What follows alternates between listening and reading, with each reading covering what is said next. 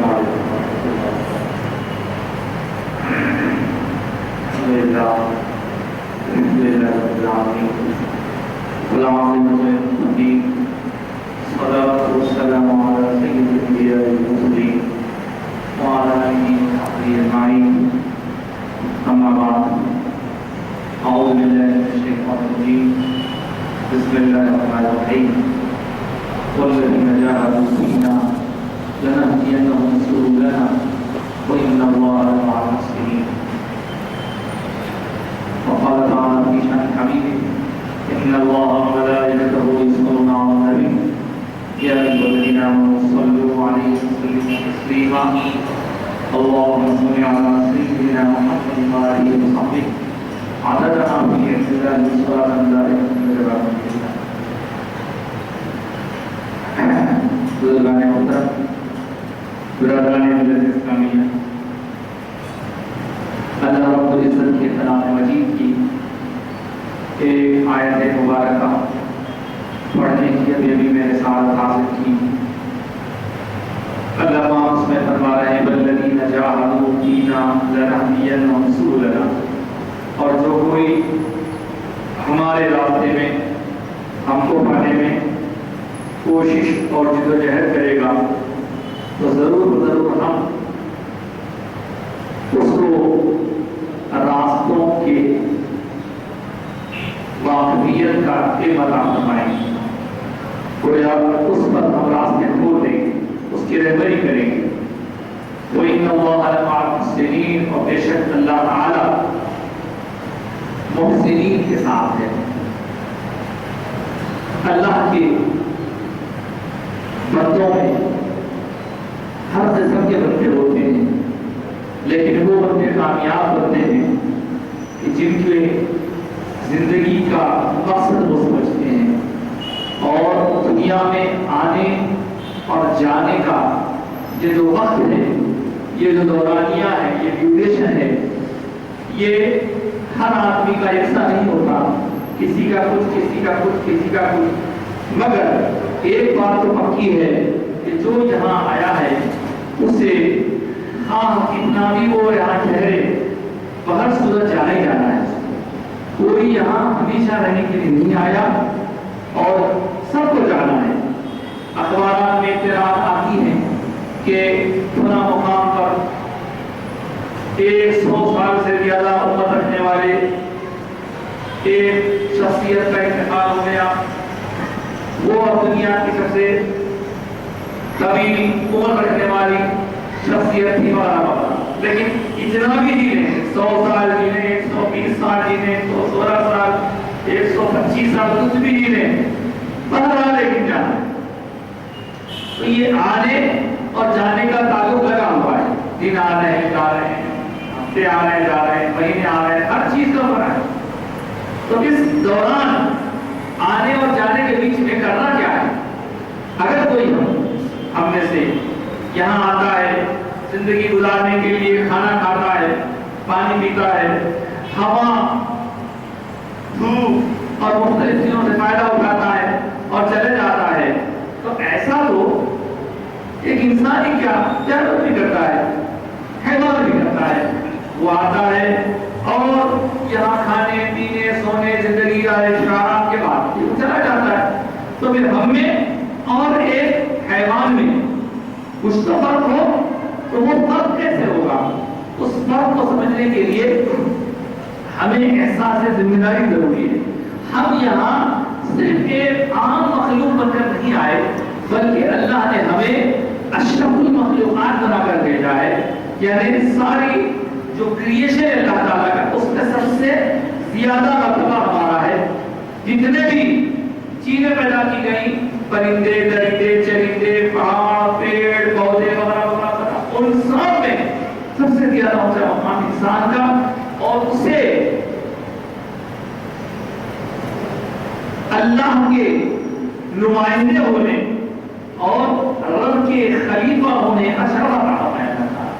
تو اس کی زندگی کیڑے مکوڑوں جانوروں حیوانوں کی طرح آ کر کے مقصد نہیں ہو سکتی، کبھی بھی مقصد ہے. لیکن ہم انسان ہونے کے ناطے یہ غور کریں کہ ہمارا مقصد کیا ہے.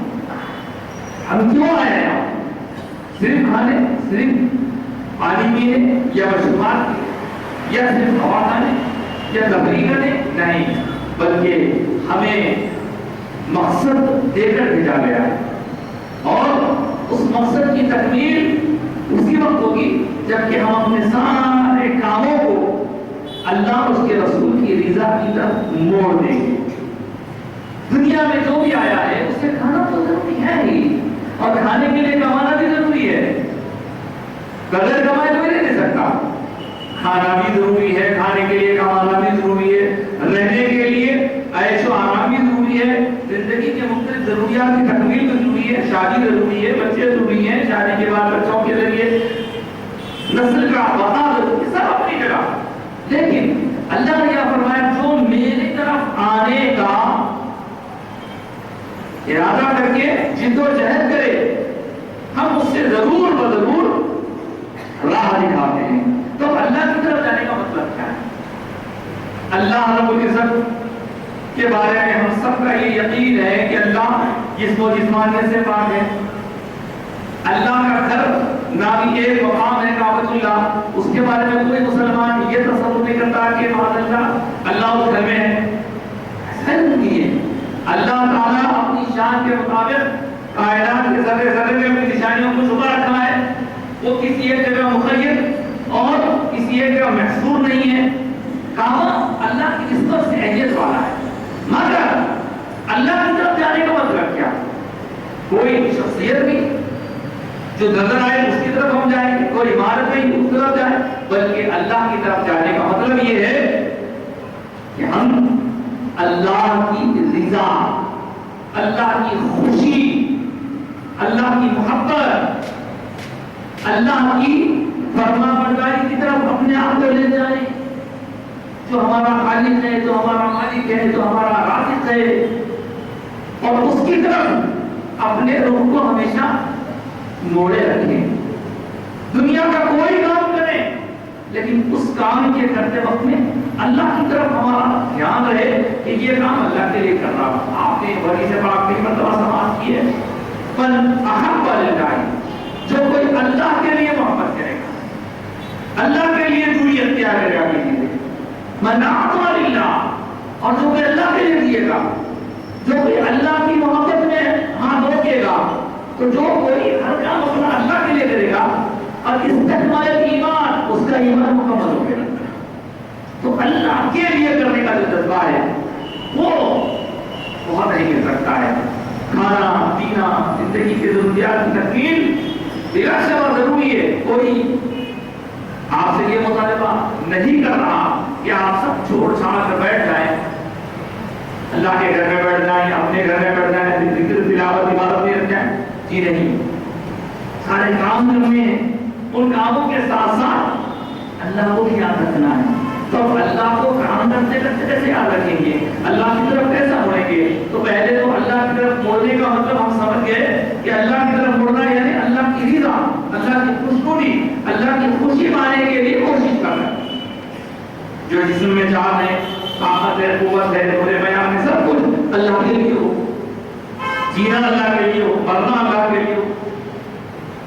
ان صلاتی و نسکی و محیایا و مماتی، بے شک میری نماز، میری قربانی، میرا جینا، میرا مرنا سب اللہ کے لیے، جو سارے عالمی طرف ہے۔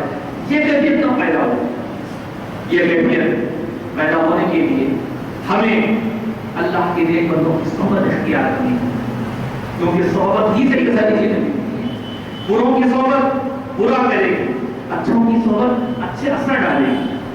خیر، صحبت کا اختیار کرنا بھی اللہ کے لیے، کسی کا ادب کرنا بھی اللہ کے لیے، کسی سے محبت کرنا بھی اللہ کے لیے، تو سب اللہ کے لیے۔ یہ ہم نیک لوگوں کی بات کر رہے ہیں، نیک لوگوں کو کہاں سے ہدایت ملی؟ کس کی صحبت؟ ان کو اپنے بڑوں نے، پھر ان کو اپنے بڑوں نے، ان کو اپنے بڑوں نے، اس طرح یہ سلسلہ پہنچتا ہے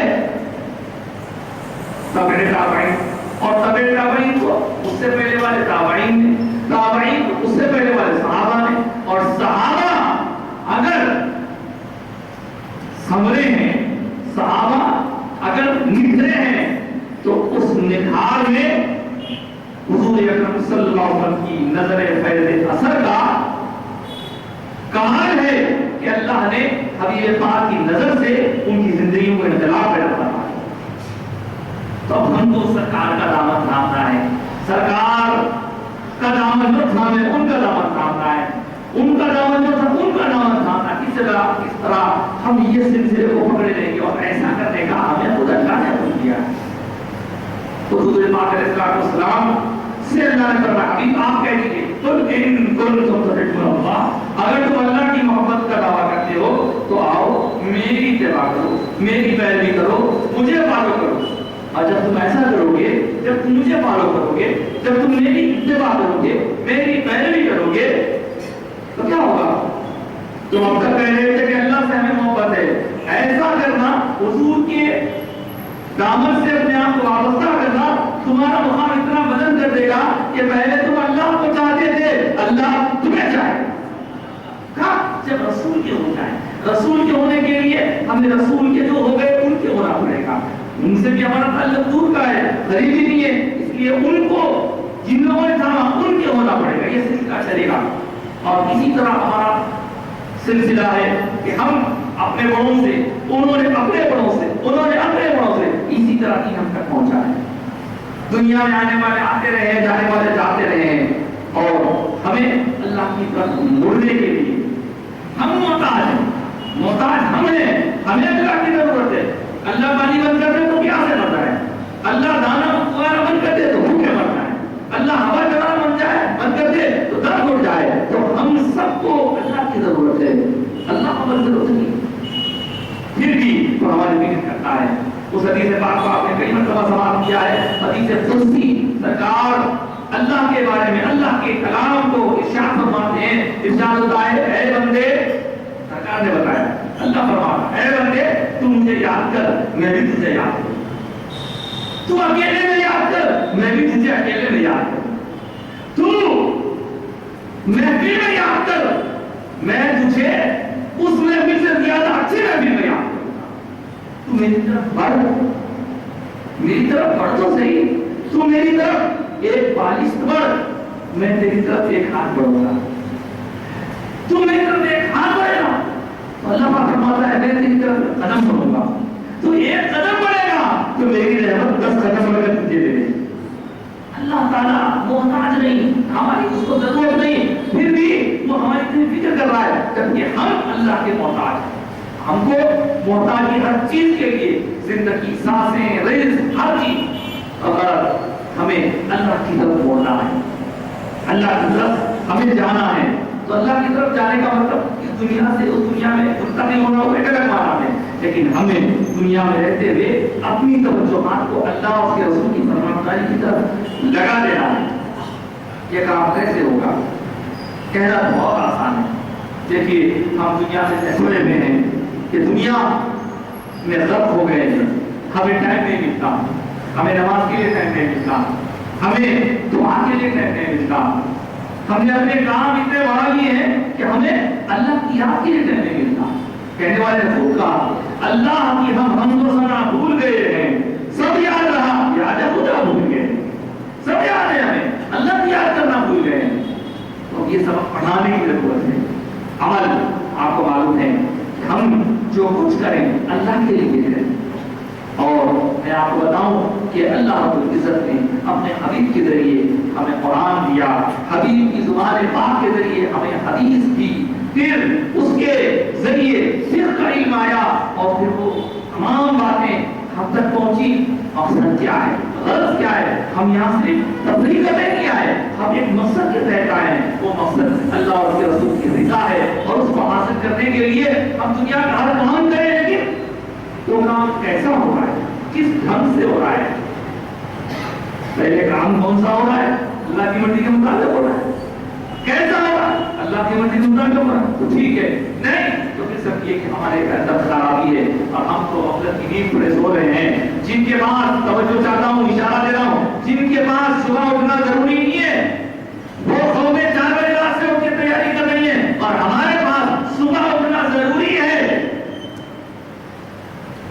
لیکن حقیقت کیا ہے آپ سمجھ سکتے ہیں. ایسے میں دنیا کو چھوڑنے کا کوئی مطالبہ نہیں کر رہا ہے, دنیا میں رہ کر ہمیں آپ کمانا ضرور کمائیے گا, آپ مال ہر ضرورت ہے جمع کیجیے، خرچ کیجیے، لیکن اس کا انداز کیسا ہو. آپ کو بتاؤں یہ دنیا کے بارے میں مثال دینے والوں کیا اچھی مثال دی ہے.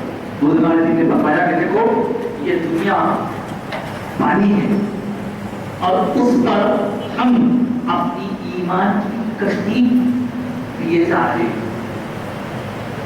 کشتی نیچے، پانی اوپر نہیں ہوتا. کشتی اوپر ہوتی ہے، پانی نیچے ہوتا ہے. ہمیشہ پانی کو نیچے رکھو، کشتی کو اوپر رکھو. اگر اس کشتی کو سوراخ ہو جائے، اس میں چھید ہو جائے تو پانی اندر داخل ہوگا، اور جب پانی اندر داخل ہوگا تو آپ سمجھ سکتے ہیں کہ کشتی باقی نہیں رہ سکے. لہذا کشتی کو باقی رکھنے کے لیے پانی کے اوپر رکھنا ہوگا. دین، اللہ کی مرضی، اللہ کے رسول کی مرضی، اس کو اوپر رکھنا ہوگا، باقی ساری چیزیں نیچے. ہم جب مقصد کی بات آتی ہے، دنیا فائدے کی بات آتی ہے، دین کو بازو رکھ دیتے ہیں. جب فائدے کی بات دین کو استعمال کر لیتے ہیں. حضرات گرامی، یہی ہے ہمارے سارے بیماری جڑ. خوف خدا نہیں، یاد خدا نہیں. اور میں آپ کو بتاؤں، اللہ نے فرمایا ان اللہ مع المحسنین، اللہ تعالیٰ محسنین کے ساتھ. کس کو بولتے ہیں محسن؟ محسن کون ہوتا ہے؟ احسان کرنے والا. احسان کس کو بولتے ہیں؟ ہم کسی کے ساتھ سلوک کریں اور اس کو بولتے ہیں بھائی یہ تو اوپر میں احسان کرا، یہ الگ مانا ہے. لیکن جب سرکار سے سوال کیا گیا حضور احسان کیا ہے، تو حضور نے فرمایا احسان یہ ہے ان تعبد اللہ کأنک تراہ. تو ایسی عبادت کرے، اپنے اندر یہ کیفیت پیدا کرے کہ تو عبادت کرے تو خدا کو دیکھ کر عبادت کرے. لیکن اب یہ تو ہر کسی کے بس کی بات نہیں ہے. اور اگر ایسا نہیں ہو سکتا، یقیناً ہم جیسے گناہگاروں کے لیے ہو ہی نہیں سکتا، تو اللہ کے حبیب نے فرمایا ان لم تکن ترى، اگر تم اسے نہیں دیکھ سکتا تو یہ گمان کر فإنه يراك، وہ تجھے دیکھ رہا ہے. یہ وہ تجھے دیکھ رہا ہے کہ کیفیت زبان سے بولنے اور کان کے سننے کی تک نہ رہے، بلکہ وہ دیکھ رہا ہے. وہ دیکھ رہا ہے، وہ بصیر بھی ہے، وہ خبیر بھی ہے، وہ علیم بھی ہے، وہ جاننے والا بھی ہے، وہ خبر رکھنے والا بھی ہے، وہ دیکھنے والا بھی ہے. ایسی چیزیں دیکھ لیتا ہے جسے اور کوئی نہ دیکھ سکے. اندر کی بھی دیکھتا ہے، باہر کی بھی دیکھتا ہے. کیا سوچ رہے ہیں اس سے بھی واقف ہے، کیا کہہ رہے ہیں اس سے بھی واقف ہے. وہ ایسا باخبر ہے. تو ایسے باخبر کے موجود ہونے کا احساس حقیقت میں یہ احساس کہلاتا ہے. کوئی کام کرے آپ، دنیا کا کوئی کام کریں، کاروبار کریں، معاملات کریں، بولیں، سنیں، کچھ کام کریں، یہ تو اللہ دیکھ رہا ہے. اللہ دیکھ رہا ہے. یہ کیفیت اگر ہو جائے تو خدا کی قسم دھوکہ دینے والے دھوکہ دینے سے رک جائیں. لیکن ہم دیکھ رہا ہے، ٹھیک ہے چلو اپنا کام کریں. یہ چیز ہماری آج ہلاکت کا سبب بن رہی ہے.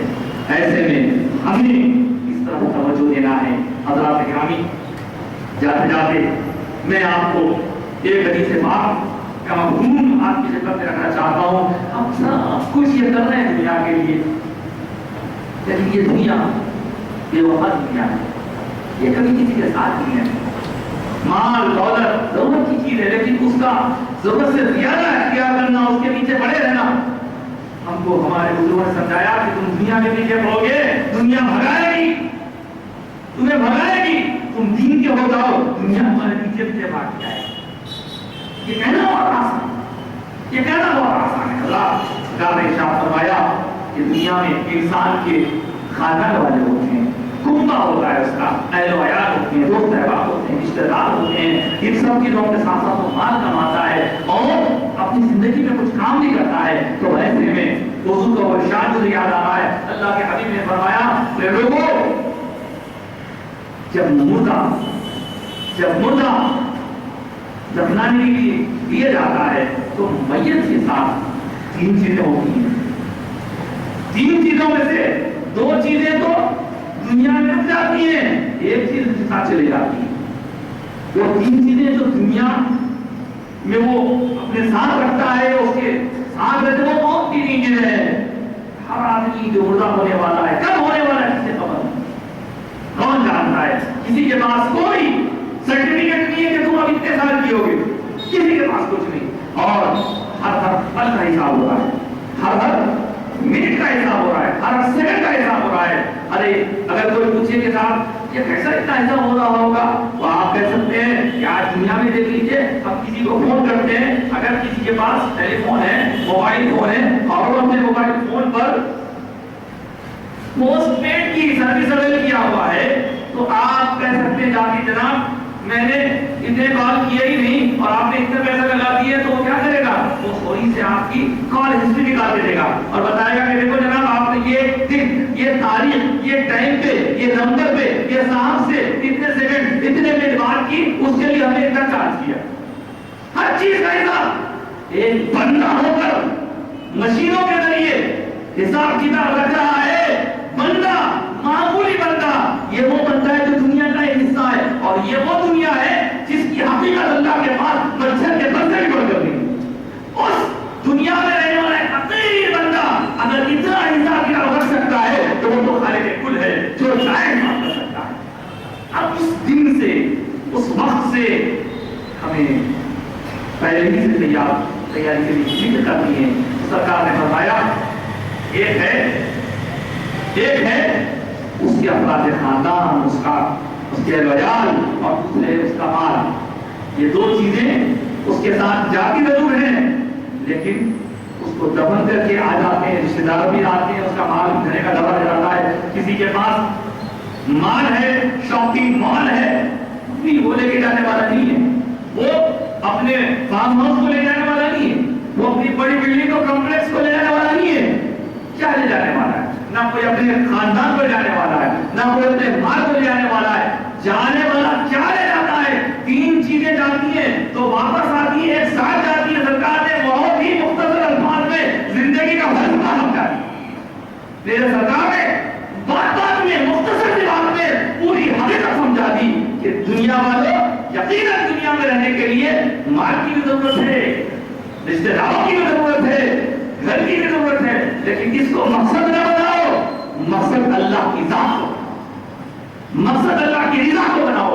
اور فرمایا جو چیز اس کے ساتھ جائے گی تو اس کا عمل ہے, عمل ساتھ جانے والا ہے, مال ساتھ جانے والا نہیں ہے, رشتے دار ساتھ جانے والے نہیں ہیں. تو ہم کیا کما رہے ہیں, ہم کیا کر رہے ہیں, یہ ضروریات سب کے ہیں. ایسے میں ہمیں ہمارے آقا نے سکھایا کہ لوگوں تم نیند میں جانے سے پہلے اللہ کو یاد کرو, نیند میں سے اٹھو تو اللہ کو یاد کرو, ضرورت پہ جاؤ تو اللہ کو یاد کرو, واش روم سے باہر آؤ تو اللہ کو یاد کرو, گھر سے باہر نکلو تو اللہ کو یاد کرو, گھر میں داخل ہو تو اللہ کو یاد کرو, مسجد میں داخل ہو تو اللہ کو یاد کرو, مسجد سے باہر آؤ تو اللہ کو یاد کرو. ہر پل, ہر آن, ہر لمحہ, ہر لہجہ اللہ کی یاد رہے اور اللہ کو اپنا مقصود بناؤ, کیونکہ اس سے بڑا کوئی مقصد نہیں. اور اللہ تک جانے کے لیے رسول اللہ وسیلہ ہیں.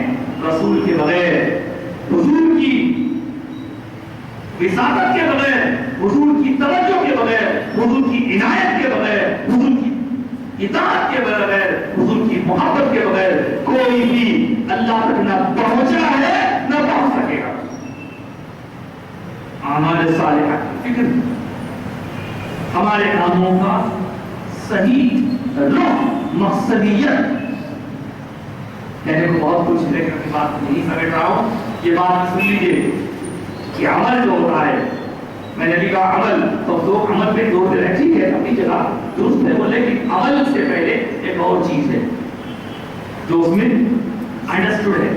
عمل سے پہلے ایمان بھی ہے. عمل اگر ہے ایمان سے تو دیکھا ہے, اور ایمان کے ساتھ عمل ہے تو کام کا ہے. اس کو چھوٹی سی مثال بتا دیتا ہوں کہ جب ہم کبھی سینے والوں کو دیکھتے ہیں تو سوئی میں تاغا پرو کر جب وہ سینا شروع کرتے ہیں, ٹپے ڈالتے ہیں تو ٹپے بعد میں ڈالتے ہیں, پہلے گیٹی مارتے ہیں. اس میں اگر گیٹی نہیں ماری گئی تو جتنا سیے گا وہ سب کا سب نکل جائے گا, اور اگر گیٹی ماری گئی تو وہ سینا ہوا محفوظ رہے گا. تو وہ گیٹی جیسے تاغے نہ پڑی تھی جہاں عمل کے لیے ایمان ضروری, بغیر ایمان کے عمل کام کا نہیں. الغرض اللہ تعالیٰ نے ہمیں اپنے نیک بندوں میں, ان کی صحبت میں رہنے کا موقع عطا فرمایا. اس پر اللہ تعالیٰ کا جس کا شکر ادا کریں کم ہے ہم, اور اس کے ساتھ ساتھ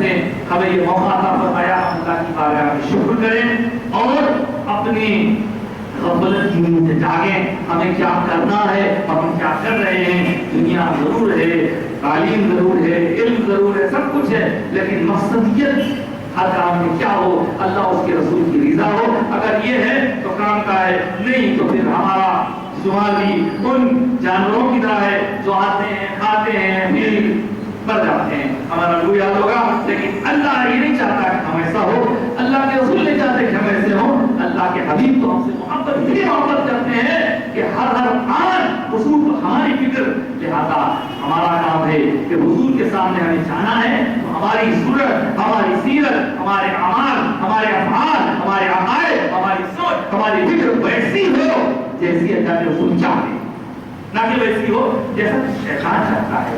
شیطان تو ہمیں ڈبونا چاہتا ہے اور ہمارے آقا ہمیں سہارا دے رہے ہیں حضور کی طرف بڑھیے اور اللہ کے حبیب سے دامن کو وابستہ مضبوط کیجیے۔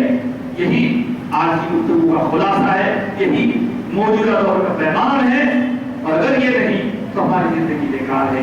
ہم نے اگر زندگی کا مقصد نہیں سمجھا تو اللہ تعالیٰ ہی ہمارا محافظ ہے، اور ہم نے چونکہ مقصد کو فراموش کر دیا ہے، اسی لیے چاروں طرف سے بلائیں گر کر آ رہی ہیں، سب کچھ ہو رہا ہے، لیکن مسلمان کی عزت خاک میں مل رہی ہے۔ وجہ کیا ہے کہ مسلمان نے اپنی مقصدیت کو فراموش کر دیا ہے۔ بہرحال باتیں بہت ہیں، میں اپنی بات ختم کر رہا ہوں۔ انشاءاللہ اس سلسلے میں اللہ نے موقع دیا تو مزید آنے والے دنوں میں اور بس کیا جائے گا۔ آج ایک تو اعلانات ہیں، ایک تو یہ ہے کہ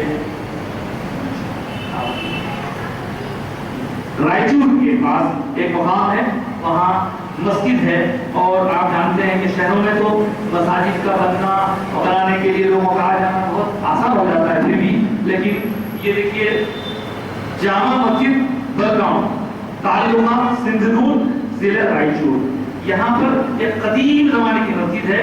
مسجد کا چھت گر گیا ہے، بارش اور دھوپ کی وجہ سے مصلیوں کو بڑی تکلیف ہو رہی ہے، اور وہاں اس کام کو کرنے کے لیے بڑی دشواری ہو رہی ہے۔ اگر کوئی مالی مدد کرے تو اچھا ہے، لیکن وہاں اس وقت فی الحال لوہے اور سیمنٹ کی سخت ضرورت ہے۔ آپ حضرات سے میری گزارش ہے، کیونکہ ان لوگوں کو میرے جاننے پہچانے والوں نے میرے پاس بھیجا ہے، اور میں جب تک تحصیل نہ کروں تب تک اعلان نہیں کرتا۔ یہ بات پکی ہے، اس مقام پر اس کی شدید ضرورت ہے، اشد ضرورت ہے، لہذا آپ سے گزارش ہے کہ اب آپ کے پاس جو مال ہے اس مال کو اللہ کی راہ میں خیرات کرتے ہوئے، اللہ کی راہ میں اس کو اللہ کے گھر بنانے میں خرچ کرتے ہوئے ہمیشہ کے لیے سیو کر لیجیے۔ آپ کے پاس مال رہے گا تو سیف نہیں رہے گا، لیکن وہاں جائے گا تو ہمیشہ کے لیے سیف ہو جائے گا، قیامت تک کے لیے سیف ہو جائے گا۔ اللہ تعالیٰ ہمیں توفیق دے، اور ہم دعا بھی کریں گے کہ اللہ تعالیٰ اس کام کو آسان فرمائے، اور یہ ہمارے نرگونڈا ڈسٹرکٹ کے لیے صاحب اکثر آتے رہتے ہیں، یہ ماشاءاللہ سے بہت ان کی یہاں سے مدد ہوئی ہے، وہاں بہت کچھ بن گیا ہے، مسجد ہے، لیکن مصلیوں کی تربیت کی ضرورت ہے۔ اللہ تعالیٰ ان کو بھی ایک توفیق دے، اور ان کے جو کام ہے ان کو اللہ تعالیٰ اپنے فضل سے قبول فرمائے، اور رائچور کی جو مسجد کا مسئلہ ہے اللہ تعالیٰ اس مسجد کے بنانے والوں کی ان کو اللہ تعالیٰ اپنے فضل و کرم سے توفیق عطا فرمائے، اور سیمنٹ اور کی جو بھی اس کی ضرورت ہے اللہ تعالیٰ ان کے یہاں نمائندے موجود ہیں، آپ اگر چاہیں تو ان کی مدد کریں۔ میں اللہ تعالیٰ کے بارے میں دعا کرتا ہوں کہ اللہ تعالیٰ ہم سب کو نیک توفیق، نیک عمل اور اعمال صالحہ اور عقائد صحیحہ پر جمے رہنے کی توفیق عطا فرمائے، اسلام پہ قائم رکھے، ایمان پہ ہمارا خاتمہ فرمائے، آمین بجاہ نبی امین، وآخر دعوانا الحمد للہ۔